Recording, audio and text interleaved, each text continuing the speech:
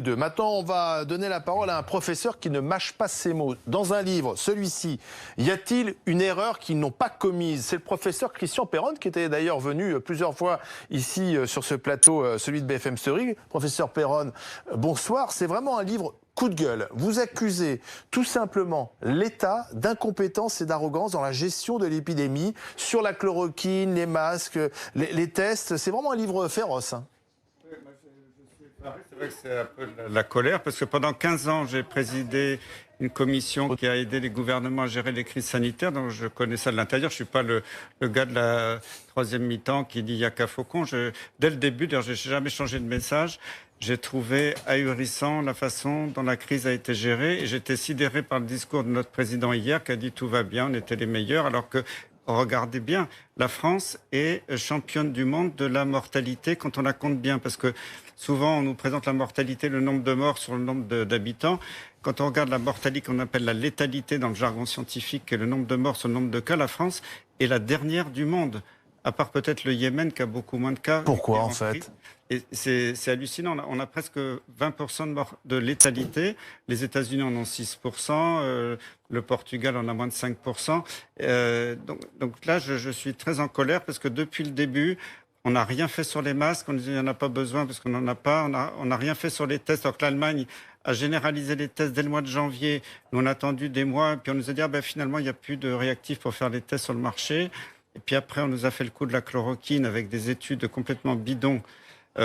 Alimenté par l'industrie pharmaceutique, parce qu'il y a une énorme histoire de corruption là derrière. Vous êtes du côté de Didier Raoult, très clairement. Didier Raoult, lui, il a fait un superbe boulot que je salue et j'admire, parce que son étude, elle est impeccable. Mais pourquoi il a été descendu comme ça, alors qu'il n'y a pas besoin d'un placebo quand on a des taux de succès aussi élevés? Vous savez que l'OMS a écrit des rapports il y a longtemps. Quand est-ce qu'il est éthique d'utiliser un placebo? C'est pas moi qui l'invente. Si un traitement marche très très bien, il n'y a aucun besoin d'un placebo. Le placebo a été inventé pour les traitements qui marchent pas très bien. Le placebo, ça marche à 20%, quelquefois 30%. Donc si un traitement marche à moitié, on a besoin d'un placebo. Là, à partir du moment où il y avait ce traitement, les données de la Chine, puis les données de Raoult, c'était complètement immoral de continuer à promouvoir des études contre placebo. Mais vous dites qu'il y avait des intérêts. Et vous pointez du doigt certains membres du conseil scientifique. C'est pas moi, c'est public. Il suffit d'aller sur les sites officiels de combien ont touché les gens de la part de gros laboratoires pharmaceutiques.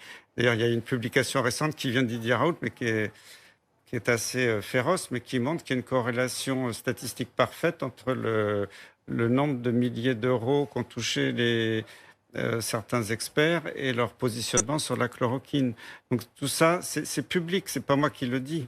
Alors, vous dites, nous n'étions pas prêts. Mais en même temps, personne n'était prêt. Ça a surpris tout le monde, cette épidémie. Est-ce que c'est pas trop facile de faire le procès 3 mois après? Je suis absolument pas d'accord. Quand j'ai quitté la présidence du Haut Conseil en 2016, mais en 2011, le 1er juillet, j'avais signé un rapport pour le gouvernement sur la gestion des stocks de masques.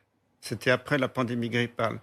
Et ce rapport, quand je le relis maintenant, ces recommandations, s'ils les avaient suivies, il n'y aurait pas eu de souci déjà sur les masques. C'est pour ça que vous n'êtes pas tendre avec le professeur Salomon, puisque le professeur Salomon a conseillé Marisol Touraine, la ministre de la Santé du gouvernement précédent, du quinquennat Hollande, et qu'aujourd'hui il est aux manettes en tant que patron de la santé en France. Le professeur Salomon, pourtant, on l'a suivi chaque soir avec son point presse. Il présentait l'avancée des conséquences du virus. Que lui reprochez-vous en fait? En plus, Jérôme Salomon, c'était mon élève, je l'ai connu interne, je l'ai nommé professeur, il était dans mon service, et j'ai eu beaucoup Jérôme, qui est un bon médecin, très méticuleux. Moi, je pensais qu'il allait gérer ça très bien. C'est par la presse et les médias que j'ai appris que c'est lui qui avait participé à la suppression du stock de masques. Je l'ignorais totalement.